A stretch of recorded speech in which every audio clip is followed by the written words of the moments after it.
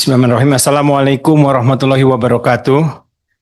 Bapak Ibu yang saya hormati, saya sedikit saja, tapi juga saya sependapat dengan kawan-kawan, khususnya berbicara tentang LPDP, ya.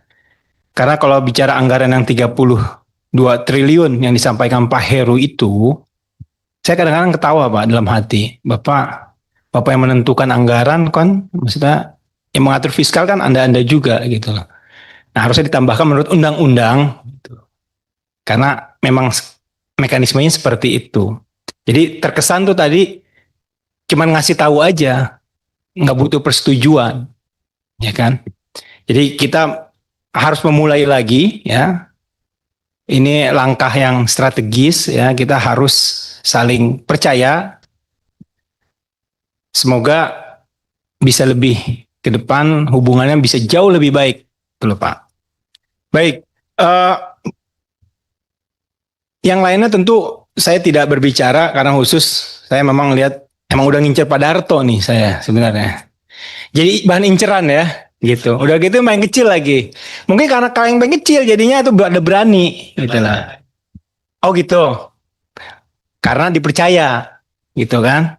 Baik. Jadi begini. eh Apa yang dikatakan tadi Haji Charles itu dan Gus Imron itu saya sependapat. Saya yakin juga yang hadir di sini termasuk semuanya sependapat. Ini masalah trust yang dibangun. Dan ini sudah berlangsung bertahun-tahun. Apakah LPDP butuh inovasi baru? Saya rasa ya, mekanismenya. Nah ini harus kita buat Pak, terobosannya.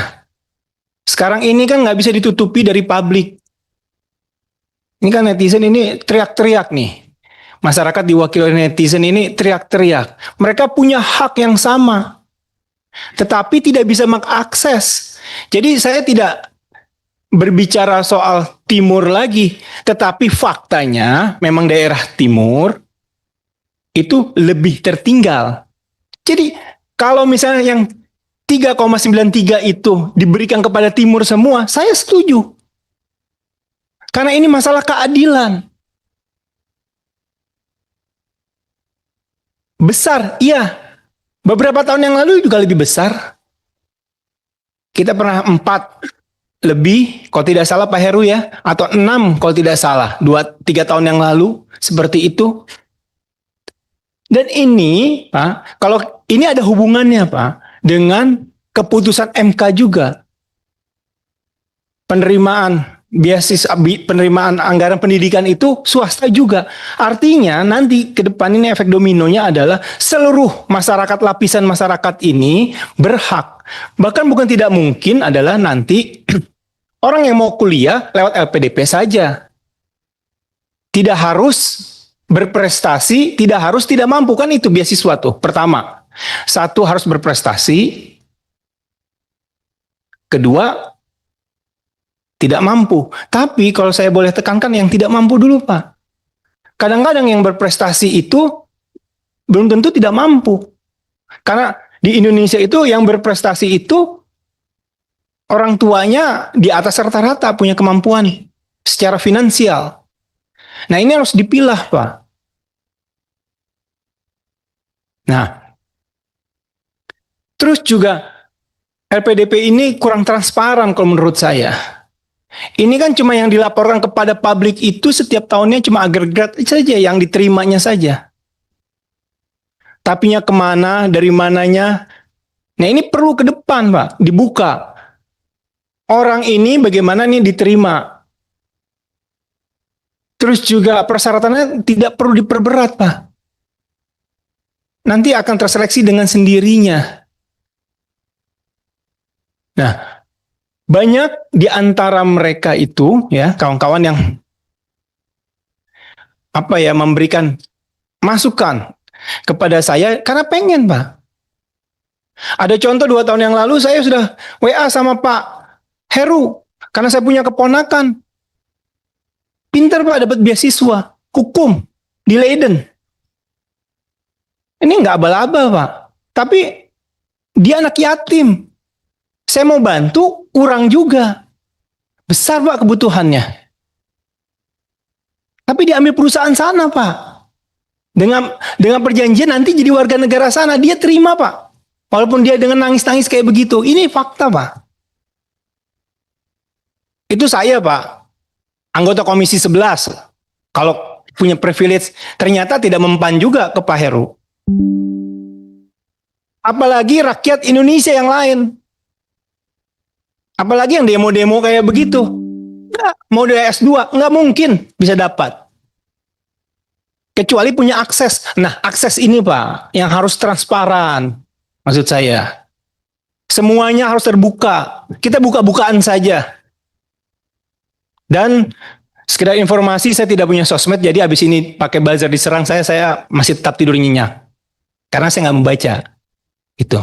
Kadang-kadang kan setiap lembaga instalasi punya pendukungnya, habis ini komentar kalau jadi sesuatu, tapi saya rasa itu sudahlah tinggalkan.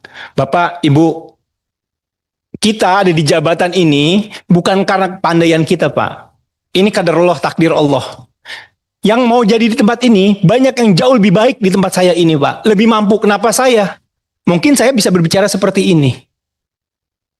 Begitu juga Bapak dan Ibu. Mohon maaf kalau saya sedikit, ya, bukan mau ngajarin. Bapak dan Ibu ini jauh lebih pandai. Tapi saya rasa ini cuman ingin mengeluarkan rasa keadilan. Rasa keadilan itu harus dirasakan oleh setiap lapisan. Nah itu. Jadi saya berharap Pak, saya nggak sedang marah Pak ya, saya cuman ini aja. Dan juga tidak sedang acting, ini beneran. Iya. Jadi jangan-jangan ini. Dan ini kan karena Pak Darto kecil Pak, jadi agak berani saya. Gitu. Kalau ke inspektorat Pak Heru saya agak santun dikit. Gitu. Dan terakhir, Stan, ya. Siapa di sini kawan-kawan dari Kemenq lulusan Stan? Saya rasa banyak Pak ya. Dan berkarir, apalagi BPK, hampir. Nah, ketua komisi juga alumni Stan, Pak Darto juga. Apakah waktu itu tinggalnya di mana Pak? Di PJMI kan Pak, ngekos. Kenapa saya ketawa? Itu fakta ya. Iya, karena mereka mantan di sana, saya tahu itu. Sekarang setelah COVID, ini aspirasi dari masyarakat sana. Saya penting rasanya. Itu bukan daerah pemilihan saya Pak Ozi, kakak. Tapi ya, saya ke sana sholat, saya ditegur sama RW-nya. Mantan Stan ternyata. Gitu loh, bukan mantan Stan. Dia punya rumah kos-kosannya untuk orang Stan. PJMI itu Pak, itu terkenal ya, tempat lesnya anak-anak Bintaro dan Cilduk. Ini kalau ada Pak Mekeng, anaknya aja les di situ Pak. Jadi kalau mereka setiap yang belajar di sana, kalau weekend libur, dia tetap di sana yang dari daerah, itu buka les. Bahkan sorenya, malamnya buka les. Jadi ilmu yang dia dapat, langsung dia terapkan. Bahkan tidak hanya matematika Pak. Bahasa Inggris pun lesnya di situ. Nah sekarang tidak ada itu. Innalillahi wa inna ilaihi rojiun. Ditutup. Dan masyarakat yang berinvestasi itu, dia bikin kos-kosan itu, gulung tikar. Ada yang masuk rumah sakit. Kenapa? Karena Stan bangun asrama. Bagaimana ekonomi ini bisa bergulir Pak? Mata rantainya dipotong. Jadi saya rasa ya Pak Heru ya, ini kawan-kawan nih mantan Stan, harus ada kunjungan nih, kunjungan spesifik ke PJMI. Lihat, apakah ada Bapak, ada Pak, namanya Pak Rio. Itu kena stroke Pak.